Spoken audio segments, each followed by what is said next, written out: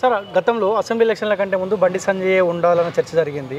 మొన్నటిదాకా కూడా ఈ అధ్యక్ష నియామకం కంటే ముందు చాలామంది పేర్లు తెరపైకి వచ్చినాయి. కానీ ఇక్కడ ఉన్న ప్రజల ఒపీనియన్ లేకపోతే రాష్ట్రస్థాయి నాయకుల ఒపీనియన్ బీజేపీ హైకమాండ్ తీసుకునే అవకాశం ఉండదు, ఓన్లీ ఆర్ఎస్ఎస్ వాళ్ళ ఒపీనియన్ తీసుకునే అవకాశం ఉంటుందా? ఆర్ఎస్ఎస్ ఏది చెప్తే అదే జరుగుతుంది బీజేపీలో. మరీ ముఖ్యంగా వాళ్ళు 100 సంవత్సరాల వేడుకలు జరుపుకుంటున్న సమయం ఇది.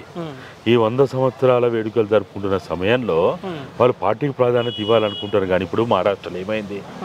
మహారాష్ట్రలో అప్పుడు షిండే తోటి అవసరం ఉంది కాబట్టి తగ్గి వాళ్ళు ఫడ్నవీస్ని డిప్యూటీ సీఎం కూడా ఒప్పించి అలా పనిచేసిండు.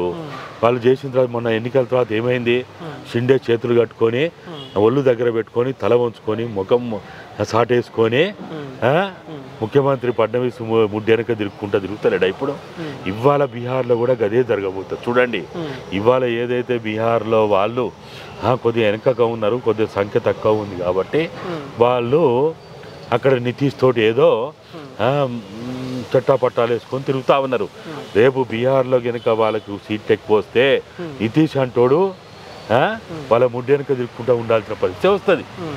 అంటే బీజేపీ తోటి మీరు ఈ దేశంలో ఏ ప్రాంతీయ పార్టీ అయినా, ఏ పార్టీ వాళ్ళతో, ఏ నాయకుడైనా వాళ్ళతోటి ఆలింగనం చేసినప్పుడు ఎవడు బతికి పట్టగట్టలే.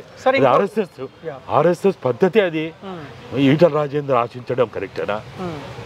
ఈటల రాజేందర్ ఆశించడం ఎట్లా కరెక్ట్ చెప్పండి? అంటే ఏ రకంగా వీళ్ళని కాదనుకున్నది అంటే రేపు పొద్దుగాల ఈటలకి ఇస్తే పాత బీఆర్ఎస్ పార్టీలోకి తీసుకొస్తారు, లేకపోతే రఘునందన్ రావుకి ఇస్తే ఇంకో రకంగా ఉంటుంది, అరవింద్కి ఇస్తే ఇంకో రకంగా ఉంటుంది, లేకపోతే ఏ పేర్ల తెరపైకి వస్తా ఉన్నాయో వాళ్ళకు ఎవరికో ఒకరికి ఇవ్వడం వల్ల మిగతా వాళ్ళు మొత్తం తిరుగుబాటు చేసే అవకాశం ఉంటుంది. రామచంద్రరావుకి ఇస్తే ఏ నోళ్ళు ఉండదు కదా అని ఆలోచించింది అనుకోవచ్చు. అట్లా కూడా అట్లా ఏం కాదు. వాళ్ళు వీళ్ళ వల్ల ఏమీ కాదు, వీళ్ళ వల్ల మనకు వచ్చేది లేదు, సచ్చేది లేదు. వాళ్ళకు ఒకవేళ నిజంగా అంత పెద్ద లాభం అనుకుంటే, వాళ్ళు లాభం కనుక ఎక్కువ ఉంది అనుకుంటే ఎట్టి పరిస్థితులు వదిలిపెట్టారు.